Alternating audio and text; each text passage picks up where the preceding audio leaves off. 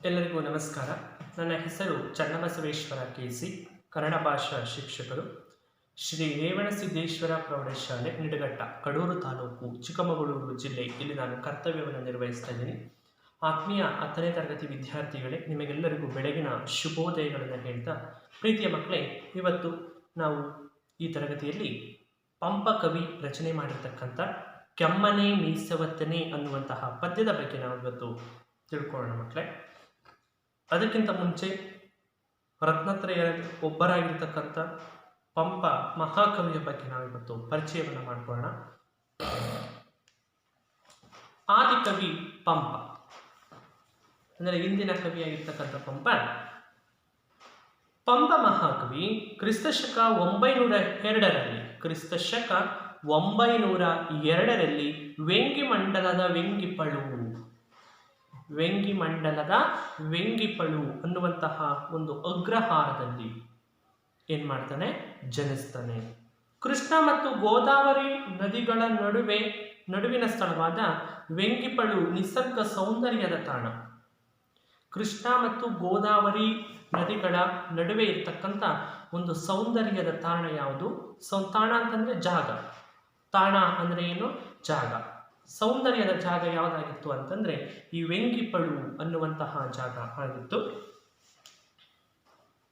ಇವನು ಚಾಲುಕ್ಯರ ಅರಿಕೇಸರಿಯ ಆಸ್ಥಾನ ಕವಿಯಾಗಿದ್ದ ಪಂಪ ಆದಿಪುರಾಣ ಮತ್ತು ವಿಕ್ರಮಾರ್ಜುನ ವಿಜಯಂ ಎಂಬ ಮಹಾಕಾವ್ಯಗಳ ಕರುತು. ನೋಡಿ,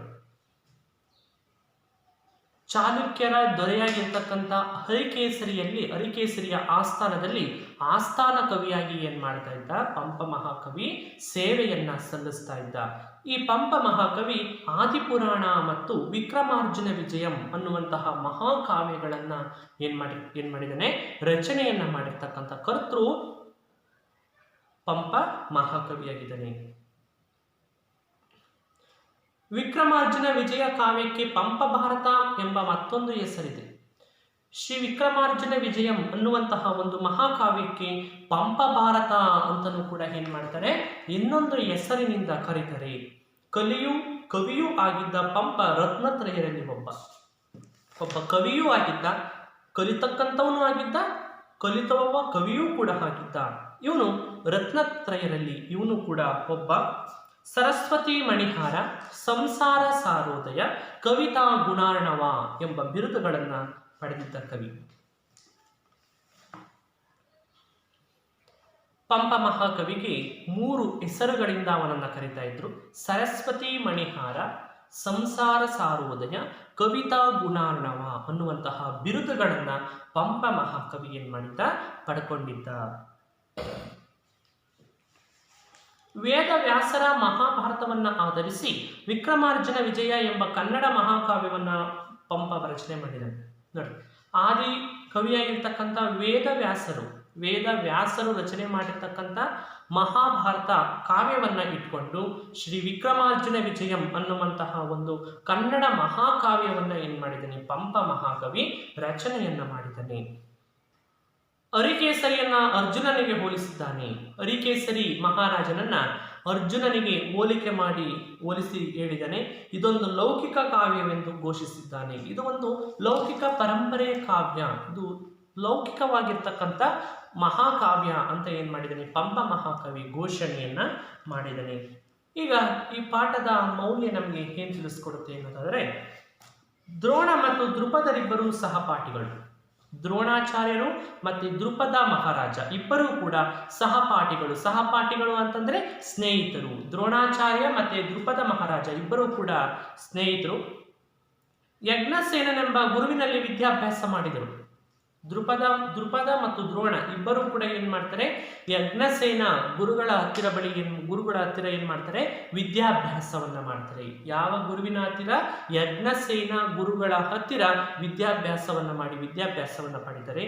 ದ್ರುಪದನು ತಾನು ದೊರೆಯಾದಾಗ, ದ್ರುಪದ ರಾಜರ ವಂಶದವನು,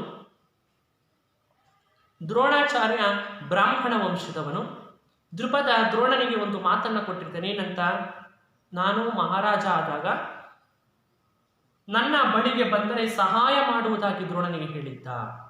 ನಾನು ಮಹಾರಾಜ ಆದಮೇಲೆ ನೀನು ನನ್ನ ಹತ್ರ ಬಂದರೆ ನಾನೇನು ಮಾಡ್ತೀನಿ, ನಿನಗೆ ಸಹಾಯವನ್ನು ಮಾಡ್ತೀನಿ ಅಂತ ಏನು ಮಾಡಿದ್ದ, ವಿದ್ಯಾಭ್ಯಾಸವನ್ನು ಮಾಡುವಂತಹ ಸಮಯದಲ್ಲಿ ದ್ರೋಣಾಚಾರ್ಯರಿಗೆ ಮಾತನ್ನು ಕೊಟ್ಟಿದ್ದ.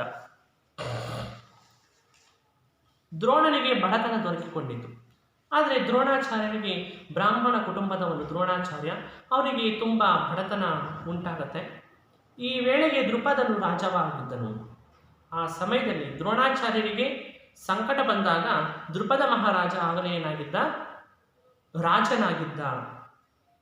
ದೃಪದನು ವಿದ್ಯಾಭ್ಯಾಸ ಮಾಡುವ ಸಮಯದಲ್ಲಿ ಆಡಿದ ಮಾತುಗಳನ್ನು ಜ್ಞಾಪಿಸಿಕೊಂಡು ಸಹಾಯವನ್ನು ನಿರೀಕ್ಷಿಸಿ ದೃಪದನಲ್ಲಿಗೆ ಬರ್ತಾನೆ.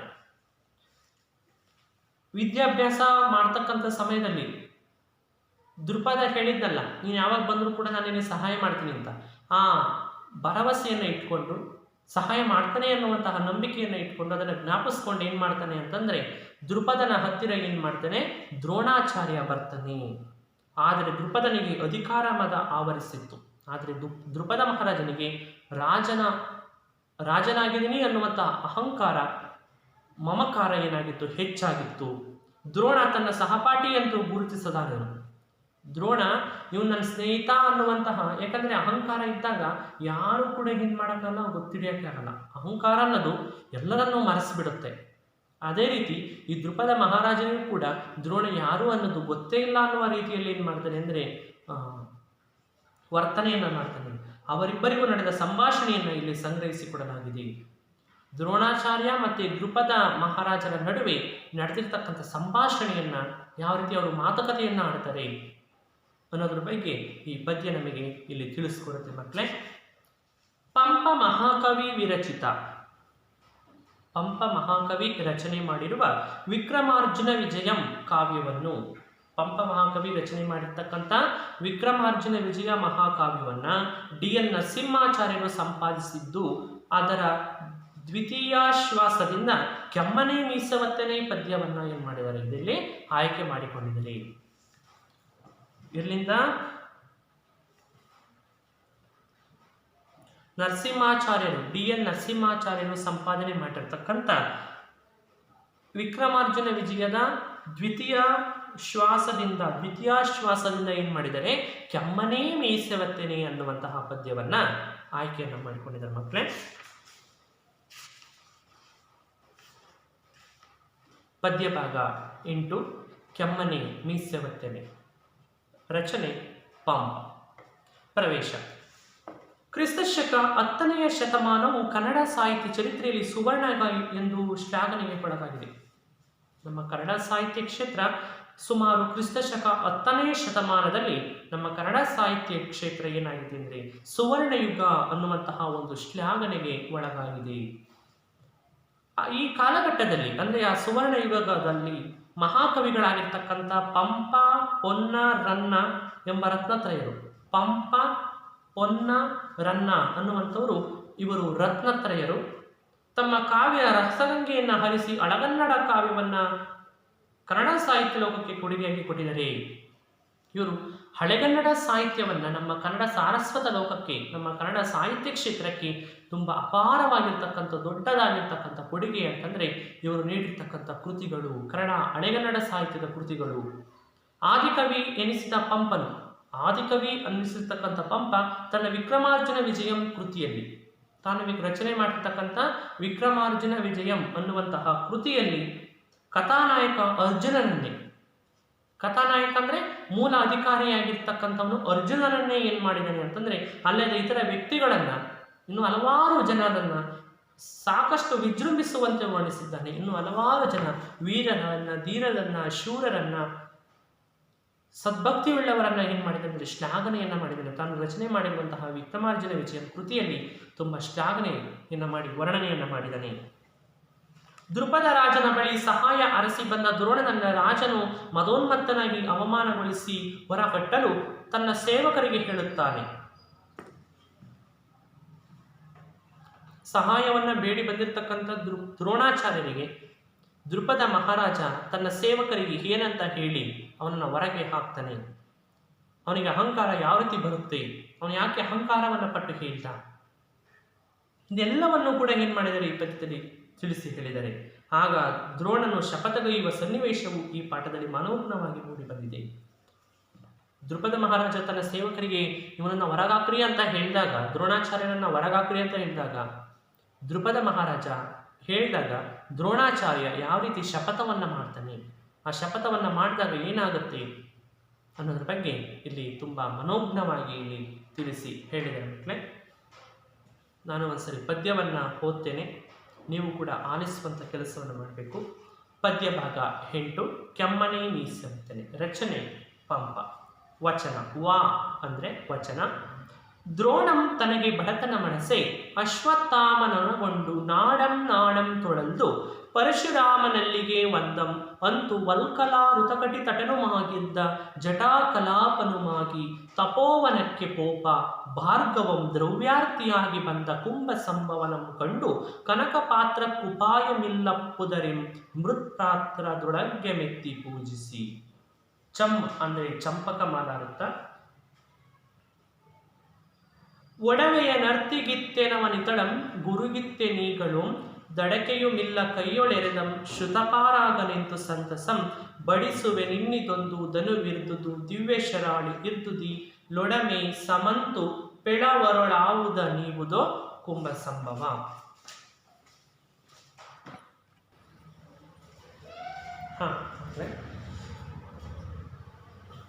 ವಾ ಅಂದರೆ ವಚನ.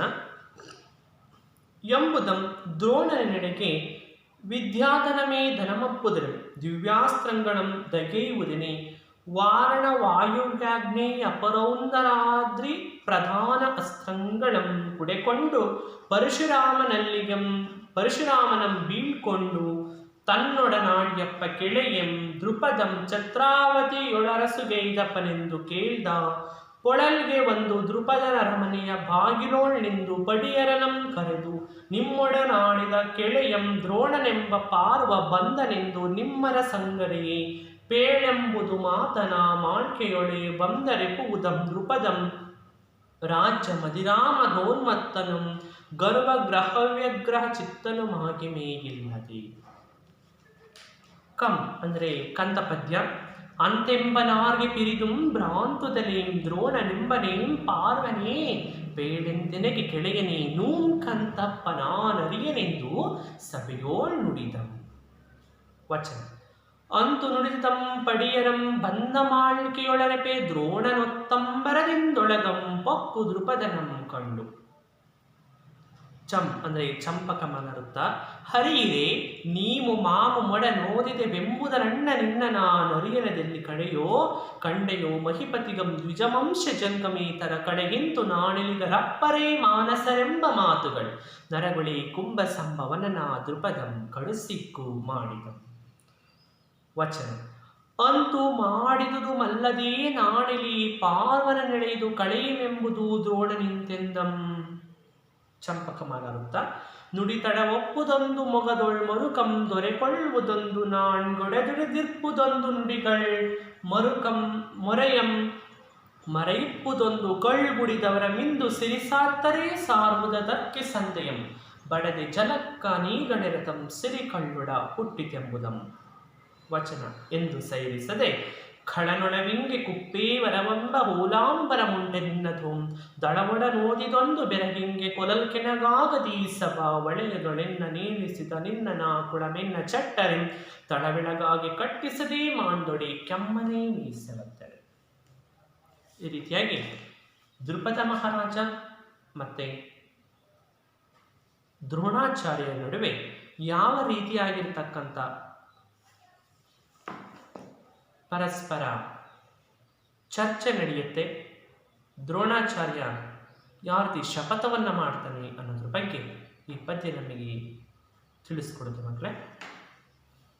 ನಾವು ಅರ್ಥವನ್ನು ಹೇಳೋಣ ಮಕ್ಕಳೇ. ಕೆಮ್ಮನೆ ಮೀಸವತ್ತನೆ ಪಪ ಪಂಪ ಮಹಾಕವಿ ರಚನೆ. ವಚನ. ದ್ರೋಣಂ ತನಗೆ ಬಡತನ ಮನಸೆ ಅಂದರೆ ದ್ರೋಣನಿಗೆ ಬಡತನ ಉಂಟಾಗಲು, ದ್ರೋಣನಿಗೆ ತುಂಬ ಬಡತನ ಉಂಟಾಗಲು ಅಶ್ವತ್ಥಾಮನೊಡಗೊಂಡು ತನ್ನ ಮಗನಾಗಿರ್ತಕ್ಕಂಥ ಅಶ್ವತ್ಥಾಮನನ್ನು ಜೊತೆಯಲ್ಲಿ ಕರೆದುಕೊಂಡು ತನ್ನ ಮಗನಾಗಿರ್ತಕ್ಕಂಥ ಅಶ್ವತ್ಥಾಮನನ್ನ ಜೊತೆಯಲ್ಲಿ ಕರೆದುಕೊಂಡು ನಾಡಂ ನಾಡಂ ತೊಳೆದು ಹಲವಾರು ನಗರ ಪಟ್ಟಣಗಳನ್ನು ಬಿಟ್ಟು ಬಿಟ್ಟು ಸಾಗಿ ಎಲ್ಲಿಗೆ ಬರ್ತಾನೆ? ಪರಶುರಾಮರಲ್ಲಿಗೆ ಬರ್ತಾರೆ. ಯಾರು? ದ್ರೋಣಾಚಾರ್ಯ ಮತ್ತೆ ತನ್ನ ಮಗನಾಗಿರ್ತಕ್ಕಂಥ ಅಶ್ವತ್ಥಾಮ ಇಬ್ಬರು ಕೂಡ ಯಾರ ಹತ್ರ ಬರ್ತಾರೆ? ಪರಶುರಾಮನ ಹತ್ತಿರ ಬರ್ತಾರೆ. ವಂದಂ ನಮಸ್ಕರಿಸಿ ವಂದಿಸಿ ಅಂತು ವಲ್ಕಲಾ ಋತಕಟಿ ತಟನುಮಾಗಿದ್ದ. ಋತಕಟನು ತಟನುಮಾಗಿದ್ದ ಅಂದ್ರೆ ನಾರುಮಡಿಯಿಂದ ಸುತ್ತಿದ ಸೊಂಟವುಳ್ಳವನು. ನಾರುಮಡಿಯಿಂದ ಸುತ್ತಿದ ಸೊಂಟವುಳ್ಳವನಾಗಿರ್ತಕ್ಕಂಥ ಪರಶುರಾಮನು ಜಟಾಕಲಾಪನುಮಾಗಿ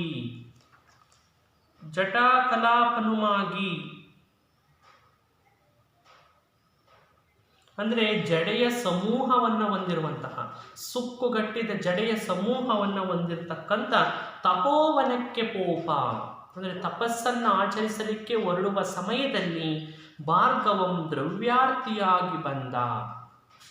ಅಂದರೆ ಭಾರ್ಗವರಾಮನ ಹತ್ರ, ಪರಶುರಾಮರ ಹತ್ರ ದ್ರವ್ಯವನ್ನು ಅಂದರೆ ಹಣವನ್ನು, ಸಹಾಯವನ್ನು ಬೇಡಲು ಬಂದಂತಹ ಕುಂಭಸಂಭವನಂ ಕಂಡು. ಕುಂಭಸಂಭವ ಅಂತಂದ್ರೆ ದ್ರೋಣಾಚಾರ್ಯ. ಕುಂಭಸಂಭವ ಎಂದು ಯಾರನ್ನ ಕರೆಯುತ್ತಾರೆ? ಕುಂಭಸಂಭವ ಅಂತ ದ್ರೋಣಾಚಾರ್ಯರನ್ನ ಕರೀತಾರೆ. ಅವರನ್ನ ಕಂಡು ಕನಕ ಪಾತ್ರ ಕುಪಾಯಮಿಲ್ಲಪ್ಪುದರೆಂ ಅಂದ್ರೆ ಯಾವುದೇ ರೀತಿಯ ಅರ್ಘ್ಯವನ್ನು ಕೊಡಲು ಯಾವುದೇ ರೀತಿಯ ಕನಕ ಅಂದ್ರೆ ಚಿನ್ನ, ಯಾವುದೇ ರೀತಿಯ ಪಾತ್ರೆಗಳು ಇಲ್ಲದೆ ಇರೋದ್ರಿಂದ ಮೃತ್ಪಾತ್ರದೊಳರ್ಘ್ಯ ಮೆತ್ತಿ ಪೂಜಿಸಿ ಅಂದ್ರೆ ದ್ರೋಣಾಚಾರ್ಯರನ್ನ ಏನ್ ಮಾಡ್ತಾರೆ? ಮಣ್ಣಿನ ಮಡಕೆಯಲ್ಲಿಯೇ ಏನ್ ಮಾಡ್ತಾರೆ? ಅರ್ಘ್ಯವನ್ನ ಕೊಡ್ತಾರೆ. ಯಾರು? ಪರಶುರಾಮರು. ಕೊಟ್ಟು ಹೇಳ್ತಾರೆ, ಒಡವೆಯ ನರ್ತಿಗಿತ್ತೆನವನಿತಳಂ ಗುರುಗಿತ್ತೆನೀಗಳು. ನನ್ನಲ್ಲಿರುವಂತಹ ಎಲ್ಲ ಒಡವೆ ವಸ್ತ್ರಾಭರಣಗಳನ್ನೆಲ್ಲವನ್ನು ಕೂಡ ಅವನೀತಳ ಅಂದರೆ ನನ್ನಲ್ಲಿ ಇರ್ತಕ್ಕಂಥ ಒಡವೆ, ವಸ್ತ್ರ, ಭೂಮಿ ಎಲ್ಲವನ್ನು ಕೂಡ ನಾನೇನು ಮಾಡಿದೆ? ನನ್ನ ಗುರುಗಳಿಗೆ ಕೊಟ್ಟೆ. ಗುರುಗಿತ್ತೆ ನೀಗಳು ಎಲ್ಲವನ್ನು ಕೂಡ ನಾನು ನನ್ನ ಗುರುಗಳಿಗೆ ಕೊಟ್ಟೆ. ದಡಕೆಯೂ ಇಲ್ಲ. ನನ್ನ ಹತ್ರ ಒಂದು ಅಡಕೆಯ ಚೂರು ಕೂಡ ನನ್ನ ಹತ್ರ ಇಲ್ಲ, ಈಗ ಇಲ್ಲ. ಕೈಯೊಳರದಂ ಶ್ರುತಪಾರಾಗನೆಂದು ಸಂತಸಂ. ನನ್ನ ಹತ್ರ ಈಗ ನಿನಗೆ ಕೊಡುವುದಕ್ಕೆ ಏನೇನು ನನ್ನ ಹತ್ರ ಇಲ್ಲ. ಬಡಿಸುವೆ ನಿನ್ನಿದೊಂದು ಧನುವಿದ್ದುದು ದಿವ್ಯ ಶರಾಳಿ ಇದ್ದುದಿ. ನನ್ನ ಹತ್ರ ಇರೋದು ಧನು ಅಂದರೆ ಬಿಲ್ಲು ಮತ್ತು ಇನ್ನು ಕೆಲವು ಬಾಣಗಳು ಮಾತ್ರ ಇದ್ದಾವೆ. ಅಂದರೆ ತುಂಬ ಜಾಜ್ವಲ್ಯವಾಗಿರ್ತಕ್ಕಂಥ ಕೆಲವು ಬಾಣಗಳು ಮತ್ತು ಬಿಲ್ಲು ಕೆಲವು ಬಾಣಗಳನ್ನು ಬಿಟ್ಟರೆ ನನ್ನ ಹತ್ರ ಏನೂ ಇಲ್ಲ. ಅದರಲ್ಲಿ ಲೊಡಮಿ ಸಮಂತು ಪೆಳ ಒಳರಡಾವುದ ನೀವುದೋ ಕುಂಭಸಂಭವ. ಆ ಬಾಣಗಳಲ್ಲಿ ನಿನಗೆ ಯಾವ ಬಾಣಗಳು ಬೇಕೋ ಅವುಗಳನ್ನು ನೀನು ಹಾರಿಸಿಕೊಂಡು ತಗೊಂಡು ಹೋಗು ಅಂತ ಕುಂಭಸಂಭವ ದ್ರೋಣಾಚಾರ್ಯನೇ ಅಂತ ಏನು ಮಾಡ್ತಾರೆ ಅಂದರೆ ಭಾರ್ಗವ ಪರಶುರಾಮರು ದ್ರೋಣಾಚಾರ್ಯರಿಗೆ ದ್ರವ್ಯವನ್ನು, ಹಣವನ್ನು ಸಹಾಯವಾಗಿ ಬೇಡಿಕೊಂಡು ಬಂದಂತಹ ದ್ರೋಣಾಚಾರ್ಯರಿಗೆ ಹೇಳ್ತಾರೆ. ಇಷ್ಟನ್ನು ನಾನು ಮತ್ತೆ ನಿಮಗೆ ಹೇಳ್ತೀನಿ ಮಕ್ಕಳೇ. ದ್ರೋಣಾಚಾರ್ಯರಿಗೆ ತುಂಬ ಬಡತನ ಉಂಟಾಗುತ್ತೆ. ಆಗಿನ ಸಮಯದಲ್ಲಿ ತನ್ನ ಮಗನಾಗಿರ್ತಕ್ಕಂಥ ಅಶ್ವತ್ಥಾಮನನ್ನು ಕರ್ಕೊಂಡು ಹಲವಾರು ಪ್ರದೇಶಗಳನ್ನು, ನಾಡುಗಳನ್ನು ಬಿಟ್ಟು ಇಲ್ಲಿ ಬರ್ತಾರೆ ಅಂದರೆ ಪರಶುರಾಮನ ಹತ್ರ ಬರ್ತಾರೆ. ಪರಶುರಾಮರು ನಾರುಮಡಿ ಜಡೆಯನ್ನು ಹೊಂದಿದ್ದು, ಸೊಂಟವನ್ನು ಹೊಂದಿದ್ದು, ಅವರು ತಪಸ್ಸನ್ನು ಆಚರಿಸಲಿಕ್ಕೆ ಹೊರಟಿರ್ತಕ್ಕಂಥ ಸಮಯದಲ್ಲಿ ಭಾರ್ಗವ ಪರಶುರಾಮರನ್ನು ನೋಡಿದ ಮೇಲೆ ಕುಂಭಸಂಭವ ಬಂದು ನೋಡಿದಾಗ ಅವರ ಹತ್ರ ಏನೂ ಇರಲ್ಲ. ಅವ್ರೇನು ಮಾಡ್ತಾರೆ ಅಂದರೆ ಯಾವುದೇ ರೀತಿಯ ವಸ್ತ್ರಾಭರಣಗಳು ಇಲ್ಲದೇ ಇರೋದ್ರಿಂದ ಮಣ್ಣಿನ ಪಾತ್ರೆಯಲ್ಲಿಯೇ ಏನು ಮಾಡ್ತಾರೆ? ಅವರಿಗೆ ಅರ್ಘ್ಯವನ್ನು ಕೊಡ್ತಾರೆ. ಕೊಟ್ಟು ಹೇಳ್ತಾರೆ, ನನ್ನ ಹತ್ರ ಇರುವಂತಹ ಎಲ್ಲ ಒಡವೆ, ವಸ್ತ್ರ, ಅವನೀತಳ, ಅವನಿ ಅಂದರೆ ಭೂಮಿ, ಎಲ್ಲವನ್ನು ಕೂಡ ಏನು ಮಾಡಿದೆ? ನನ್ನ ಗುರುಗಳಿಗೆ ದಾನವಾಗಿ ಕೊಟ್ಟೆ. ನನ್ನ ಹತ್ರ ಈಗ ಒಂದು ಅಡಕೆಯ ಚೂರು ಕೂಡ ನನ್ನ ಹತ್ರ ಇಲ್ಲ. ನನ್ನ ಹತ್ರ ಇರೋದು ಬಿಲ್ಲು, ಕೆಲವು ಮುಖ್ಯವಾಗಿರುವಂತಹ ಬಾಣಗಳು, ಶರಾಳಿ ಅಂದರೆ ಬಾಣಗಳು ಮಾತ್ರ ಇದ್ದಾವೆ. ಅವುಗಳಲ್ಲಿ ನನಗೆ ಯಾವ ಬೇಕು ಅವುಗಳನ್ನು ಆರಿಸಿಕೋ ದ್ರೋಣಾಚಾರ್ಯರೇ ಅಂತ ಏನು ಮಾಡ್ತಾರೆ ಅಂದರೆ ಭಾರ್ಗವ ಪರಶುರಾಮರು ದ್ರೋಣಾಚಾರ್ಯರಿಗೆ ಹೇಳ್ತಾರೆ. ಇನ್ನು ಮುಂದಕ್ಕೆ ವಚನ ಎಂಬುದು ದ್ರೋಣ ನಿನಗೆ ವಿದ್ಯಾಧನಮೇಧನಮಪ್ಪುದರೆಂ.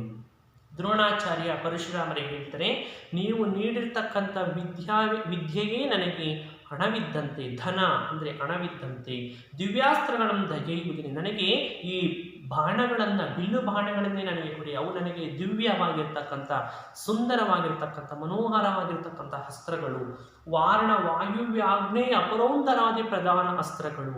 ಯಾವ್ಯಾವ ಅಸ್ತ್ರಗಳು, ಯಾವ್ಯಾವ ಬಾಣಗಳು?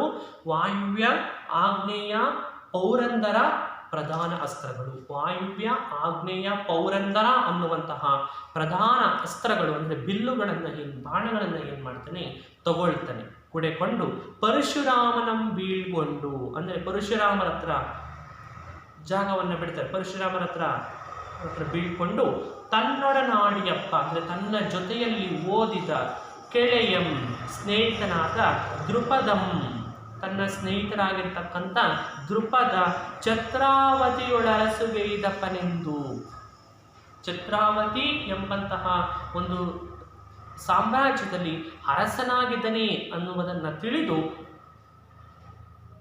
ಕೇಳ್ದ. ಪೊಳಲ್ಗೆ ಒಂದು, ಆ ನಗರಕ್ಕೆ ಬಂದು, ಪೊಳಲ್ ಅಂದ್ರೆ ನಗರ, ಪೊಳಲ್ ಅಂದ್ರೆ ಏನು? ನಗರ. ಪೊಳಲ್ ಅಂದ್ರೆ ನಗರ ಅಥವಾ ಪಟ್ಟಣ.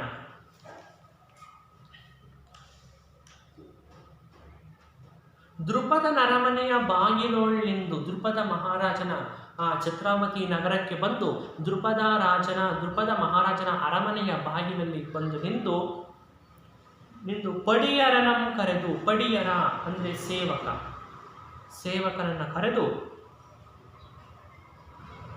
ನಿಮ್ಮೊಡನಾಡಿನ ಕೆಳೆಯಂ, ನಿಮ್ಮ ಜೊತೆಯಲ್ಲಿ ಓದಿದ ನಿಮ್ಮ ಸ್ನೇಹಿತನಾದ ದ್ರೋಣನೆಂಬ ಪಾರ್ವ ಅಂದರೆ ಬ್ರಾಹ್ಮಣ, ಪಾರ್ವ ಅಂದರೆ ಬ್ರಾಹ್ಮಣ, ನಿಮ್ಮ ಜೊತೆಯಲ್ಲಿ ವಿದ್ಯಾಭ್ಯಾಸ ಮಾಡಿದಂತಹ ದ್ರೋಣ ಅನ್ನುವಂತಹ ಬ್ರಾಹ್ಮಣ ಬಂದಿದ್ದಾನೆ. ನಿಮ್ಮ ಸಂಗರೆಯ ಪೇಡೆಂಬುದು ಮಾತನ, ನಿಮ್ಮ ಜೊತೆ ಏನೋ ಮಾತಾಡಬೇಕಂತೆ.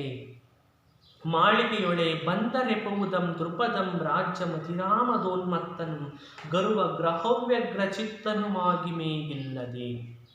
ಆಗ ಆ ಪಡಿಯರ ಅಂದರೆ ಆ ಸೇವಕ ದ್ವಾರಪಾಲಕ ಹೋಗಿ ಹೇಳಿದಾಗ ಇವನು ರಾಜ್ಯದ ಅಹಂಕಾರ ಮದದಿಂದ ಏನು ಮಾಡಿರ್ತಾನೆ ಅಂದರೆ ಅಹಂಕಾರ ಮದವನ್ನು ತುಂಬಿಕೊಂಡು ಹೇಳ್ತಾನೆ. ಏನಂತ?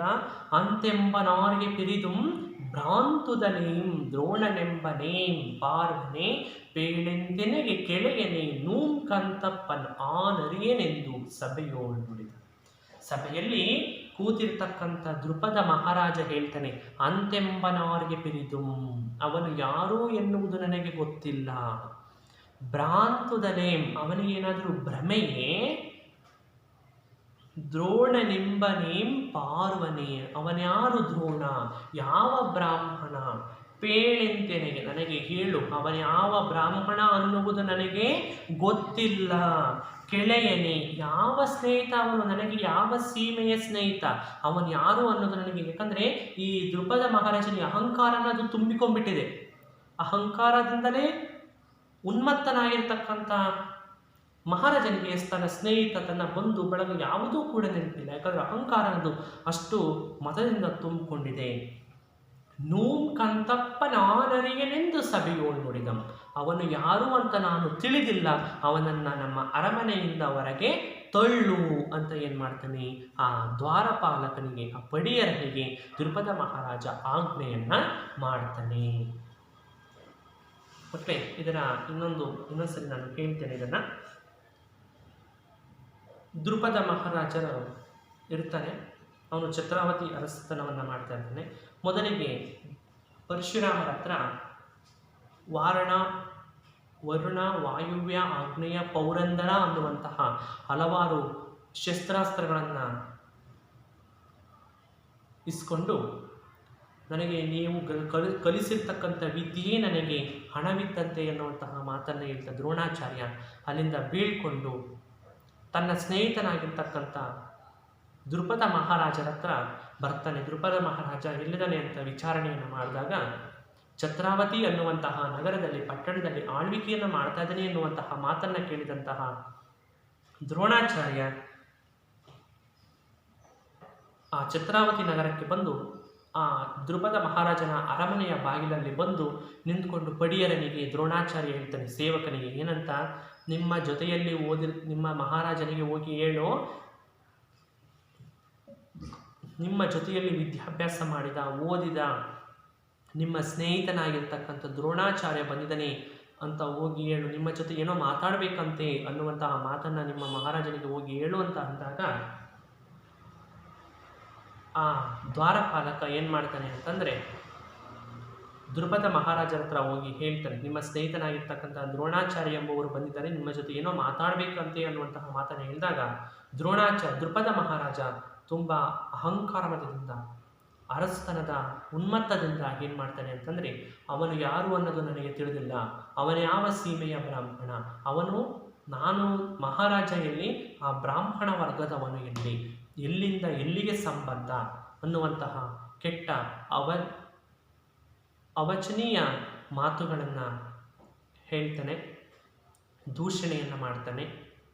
ಅವನು ಯಾರು ಅನ್ನೋದು ನಾನು ತಿಳ್ಕೊಂಡಿಲ್ಲ, ಅವನನ್ನು ಏನು ಮಾಡು, ನಮ್ಮ ಅರಮನೆಯಿಂದ ನೂಕಂತಪ್ಪ ನಾನು ಅರಿಯನೆಂದು ಸವಿಯೋಳು, ಅವನು ಯಾರು ಅಂತ ನನಗೆ ಗೊತ್ತಿಲ್ಲ, ನಮ್ಮ ಅರಮನೆಯಿಂದ ಏನು ಮಾಡು, ಅವನನ್ನು ಹೊರಗೆ ತಳ್ಳು ಅಂತ ಏನು ಮಾಡ್ತಾನೆ, ಆ ಪಡಿಯರನಿಗೆ, ಆ ಸೇವಕನಿಗೆ, ದ್ವಾರಪಾಲಕನಿಗೆ ದ್ರುಪದ ಮಹಾರಾಜ ಆದೇಶವನ್ನು ಮಾಡ್ತಾನೆ.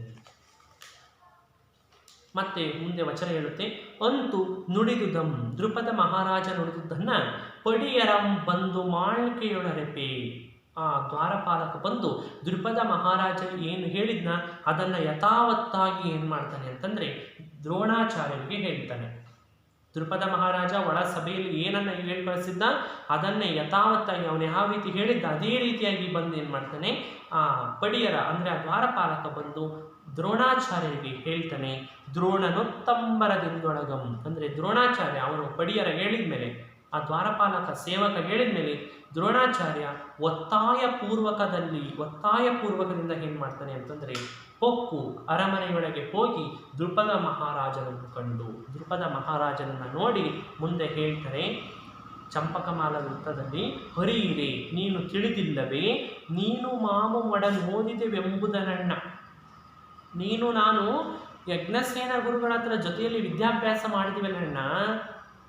ದ್ರುಪದ ಮಹಾರಾಜನನ್ನ ಕುರಿತು ದ್ರೋಣಾಚಾರ್ಯ ಹೇಳ್ತಿದ್ದಾನೆ, ನೀನು ನಾನು ಇಬ್ಬರೂ ಕೂಡ ಏನು ಮಾಡಿದ್ವಿ, ಯಜ್ಞಸೇನ ಗುರುಗಳ ಹತ್ರ ಜೊತೆಯಲ್ಲಿಯೇ ವಿದ್ಯಾಭ್ಯಾಸ ಮಾಡಿದವಲ್ಲಣ್ಣ. ನಿನ್ನ ನಾನು ಅರಿಯನದಲ್ಲಿಯೋ ಕಂಡಿಯೋ ಮಹಿಪತಿಗೊಂದು ದ್ವಿಜವಂಶ ಜಂಗಮಿ, ನಾನು ನಿನ್ನನ್ನು ಎಲ್ಲಿ ನೋಡಿದ್ದೀನೋ, ನಿನ್ನ ಎಲ್ಲಿ ಕಂಡಿದೆಯೋ ಮಹಿಪತಿಗಂ ಅಂದರೆ ನಾನು ರಾಜ, ನೀನು ದ್ವಿಜವಂಶ ಜಂಗಮ. ದ್ವಿಜವಂಶ ಅಂದರೆ ವಂಶಜಂ ಅಂದರೆ ಬ್ರಾಹ್ಮಣ, ನಾನು ಮಹಾರಾಜ, ನೀನು ಬ್ರಾಹ್ಮಣ. ಮತ್ತೆ ದ್ರುಪದ ಹೇಳ್ತಾನೆ, ಎಲ್ಲಿಂದ ಎಲ್ಲಿಗೆ ಸಂಬಂಧವೋ, ತರಕಳೆಯಂತೂ ನಾಣಿಗಲಿಗ ರಪ್ಪರೇ ಮಾನಸ ಎಂಬ ಮಾತನು. ನಾಣಿಲಿ ಅಂದರೆ ನಾಚಿಕೆಯುಳ್ಳವನು ಅಂತ, ನಾಣಿಲಿ ಅಂದ್ರೆ ಏನು, ನಾಚಿಕೆ ಇಲ್ಲದವನು. ನಾಣಿಲಿ ಅಂದ್ರೆ ಏನು, ನಾಚಿಕೆ ಇಲ್ಲದವನು ಅಂತ. ನಾಣಿಲಿ ಅಂದರೆ ನಾಚಿಕೆ ಇಲ್ಲದವನು. ತರಕಡೆಯಿಂತು ನಾಣಿಲಿ ಎಪ್ಪರೇ ಮಾನಸರೆಂಬ ಮಾತುಗಳು. ನಾಚಿಕೆ ಇಲ್ಲದವನು ನೀನು, ನಾನು ರಾಜನು, ನೀನು ಬ್ರಾಹ್ಮಣ, ನಿನಗೆ ಎಲ್ಲಿಂದ ಎಲ್ಲಿಗೆ ಸಂಬಂಧ, ನಿನಗೆ ನಾಚಿಕೆ ಅನ್ನುವುದು ಇಲ್ಲವೇ ಅಂತ ಏನು ಮಾಡ್ತಾನೆ ದ್ರುಪದ ಮಹಾರಾಜ ದ್ರೋಣಾಚಾರ್ಯರನ್ನ ಕುರಿತು ಹೇಳ್ತಾನೆ. ನರಗೊಳೆ ಕುಂಭಸಂಭವನ ದ್ರುಪದಂ ಕಡುಸಿಗ್ಗು ಮಾಡಿದಂ.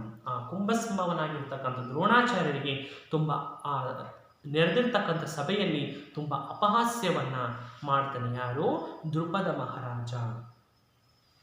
ಮತ್ತೆ ವಚನ ಹೇಳುತ್ತೆ, ಅಂತು ಮಾಡಿದ್ದು ಮಲ್ಲದಿ ನಾಣಿಲಿ ಪಾರ್ವನ ನಡೆದು ಕಡೆಯಮೆಂಬುದು ದ್ರೋಣನಿಂತೆಂದಂ. ನೀನು ನಾಚಿಕೆ ಇಲ್ಲದವನು, ನನಗೆ ಎಲ್ಲಿಂದ ಇಲ್ಲಿಗೆ ಸಂಬಂಧ, ನೀನು ನನ್ನ ಸ್ನೇಹಿತನೇ ಅನ್ನುವಂತಹ ರೀತಿಯಲ್ಲಿ ಅಪಹಾಸ್ಯವನ್ನು ಮಾಡಿದಂತಹ ದ್ರೋಣಾಚಾರ್ಯರಿಗೆ ದ್ರೋಣಾಚಾರ್ಯ ಹೇಳ್ತಾನೆ, ಏನಂತ ಹೇಳ್ತಾನೆ, ನುಡಿತನ ಒಪ್ಪುದೊಂದು ಮುಗದೊಳು ಮರುಕಂ ದೊರೆಕೊಳ್ಳುವುದೊಂದು ನಾ, ಗೆಡಗುಡದಿರ್ಪುದೊಂದು ನುಡಿಗಳು ಮರೆಯಿಪ್ಪುದೊಂದು ಕಳ್ಗುಣಿದರಮಿಂದು ಸಿರಿಸಾರ್ತರಿಗೆ ಸಾರುವುದಕ್ಕೆ ಸಂದೇಯಂ ಬಡದೆ ಜನಕ್ಕ ನೀಗಳೆರೆದಂ ಸಿರಿಕಳ್ಳುಡ ಹುಟ್ಟಿತೆಂಬುದಂ. ಈ ಚಂಪಕಮಾಲ ವೃತ್ತದಲ್ಲಿ ದ್ರೋಣಾಚಾರ್ಯರು ಹೇಳ್ತಾರೆ ಏನಂತ, ನುಡಿತಳ ಒಪ್ಪುದೊಂದು ಮೊಗದೊಳು ಅಂದರೆ ನಾವು ನಾನು ನೀನು ವಿದ್ಯಾಭ್ಯಾಸವನ್ನು ಮಾಡುವಂತಹ ಸಮಯದಲ್ಲಿ ನೀನು ನನಗೆ ಆಶ್ವಾಸನವನ್ನು ಕೊಟ್ಟಿದ್ದೆ, ನಿನಗೆ ಸಹಾಯ ಬೇಕಾದಾಗ ನನ್ನ ಹತ್ರ ಬಾ ಅನ್ನುವಂತಹ ಆಶ್ವಾಸನವನ್ನು ಕೊಟ್ಟಿದ್ದೆ. ಆ ವಚನಕ್ಕೋಸ್ಕರ ನಾನೇನು ಮಾಡಿದೆ, ಇಲ್ಲಿಗೆ ನಿನ್ನನ್ನು ಜ್ಞಾಪಿಸ್ಕೊಂಡು ಇಲ್ಲಿಗೆ ಬಂದೆ. ಮರುಕಂ ದೊರೆಕೊಳ್ಳುವುದೊಂದು ನಾನ್ ಗೆಡಗುಡದಿಪ್ಪುದೊಂದು ನುಡಿಗಳು ಮರೆಯಂ ಮರೆಯಿಪ್ಪುದೊಂದು. ನೀನು ವಚನ ಕೊಟ್ಟಿದ್ದಕ್ಕೆ ನಾನೇನು ಮಾಡಿದೆ, ಇಲ್ಲಿಗೆ ನನ್ನ ಹತ್ರ ಬೇಡಿಕೊಂಡು ತಗೊಂಡು ಸಹಾಯವನ್ನು ಬೇಡ ನಾನು ನಿನ್ನ ಹತ್ರ ಬಂದೆ. ಆದರೆ ನೀನು ಕಳ್ಗುಡಿದವರು. ಕಳ್ಗುಡಿ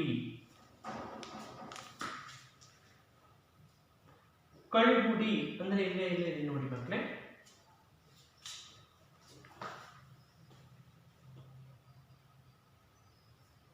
ಕಳ್ಗುಡಿದವರಂದಂ ಅಂದರೆ ಮದ್ಯ ಕುಡಿದವರಂತೆ.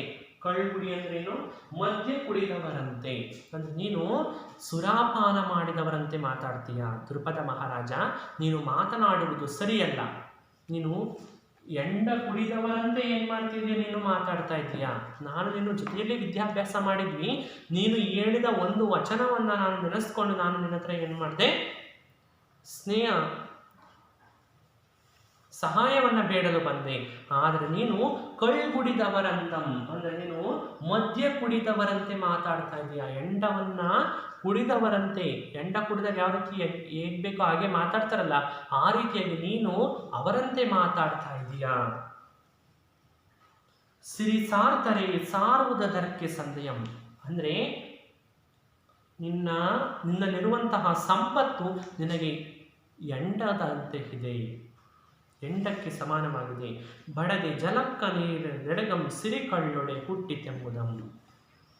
ನಿನ್ನಲ್ಲಿರುವಂತಹ ಎಲ್ಲ ಸಂಪತ್ತು ನಿನ್ನ ಹೆಂಡಕ್ಕೆ ಸಮಾನ.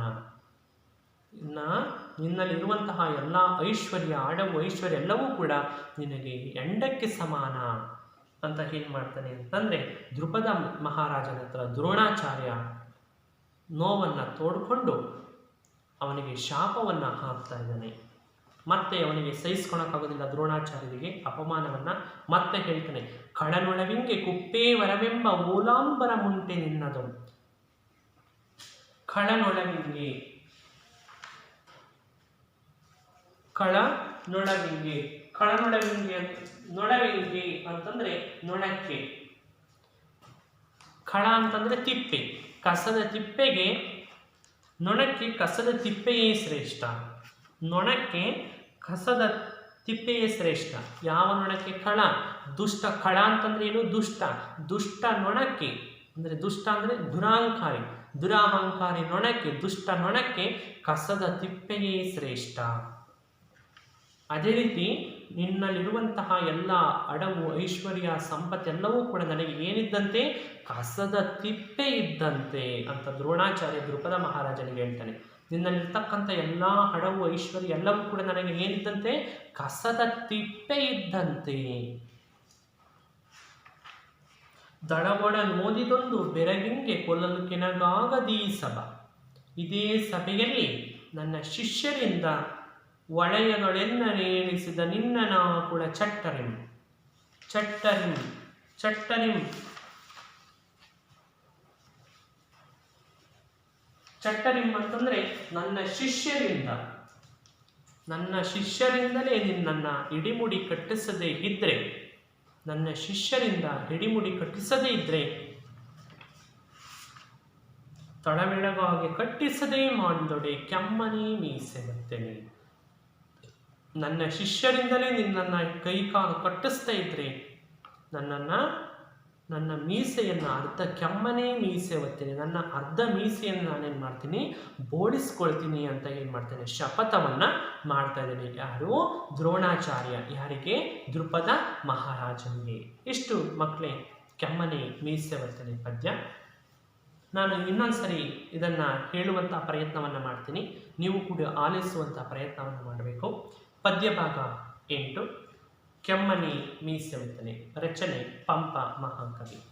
ವಚನ: ದ್ರೋಣಂ ತನಗೆ ಬಡತನ ಮಡಸೆ ಅಶ್ವತ್ಥಾಮನೊಡಗೊಂಡು ನಾಡಂ ತೊಳೆದು ಪರಶುರಾಮರಲ್ಲಿಗೆ ವಂದಂ ಅಂತು ವಲ್ಕಲಾರುತ ಕಟ್ಟಟಿತುನು ಮಾರ್ಗಿದ್ದ ಜಟಾ ಕಲಾಪನು ಮಾಗಿ ತಪೋವನಕ್ಕೆ ಪೋಪ ಭಾರ್ಗವಂ ದ್ರವ್ಯಾರ್ಥಿಯಾಗಿ ಬಂದ ಕುಂಭ ಸಂಭವನಂ ಕಂಡು ಕನಕ ಪಾತ್ರ ಕುಪಾಯಮಿಲ್ಲಪ್ಪುದರೆಂ ಮೃತ್ಪಾತ್ರದೊಳರ್ಘ್ಯಮೆತ್ತಿ ಪೂಜಿಸಿ.